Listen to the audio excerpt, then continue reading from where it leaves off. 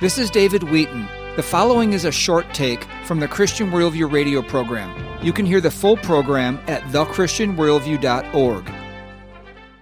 What is the response when your peers, academics, hear about this gospel mission of Cornwall?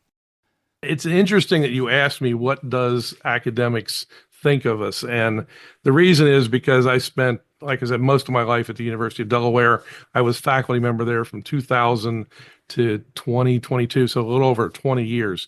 Towards the end, the UD Review, which is a student newspaper, wrote 2 essays blasting me largely for being a Christian and part of Cornwall. And in one of them, they wrote, as the good book says, Professor Legates, the earth lies defiled under its inhabitants. Then they go on to talk about how the climate change catastrophe is already upon us. The crisis is here. The dead are beginning to pile up. The earth lies defiled. And so if you try to figure out where, if they mean the good book, they mean the Holy Scripture, then where that phrase comes from is Isaiah 24:5. And if you actually went back and read it, it says the earth is also defiled by its inhabitants, for they have violated laws, altered statutes, and broke the everlasting covenant.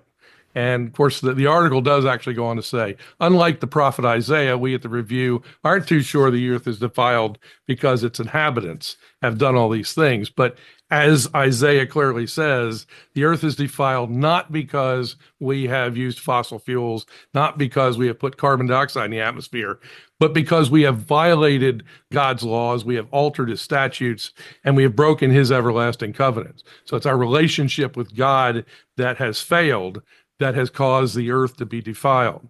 And the interesting thing is the chair of the department came to me, and he's a Muslim, and he said, where's the outcry? And I said, what do you mean? He said, well, if that had happened to me and they were quoting the Quran, there would be Muslim groups on the president's doorstep demanding an explanation.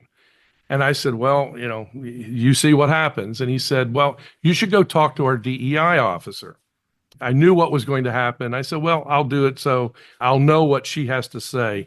We had a long talk, and then she concluded by saying, well, I'm a Christian, and I believe Christians should be loved by everybody. So if people at the Review are having issues with you, maybe you should sit down, have an introspection, and then apologize to the university community for what you've done. Then she got up and stormed off, and it was her office, actually. So I walked out, and the secretary said, she's asked you to leave, sir.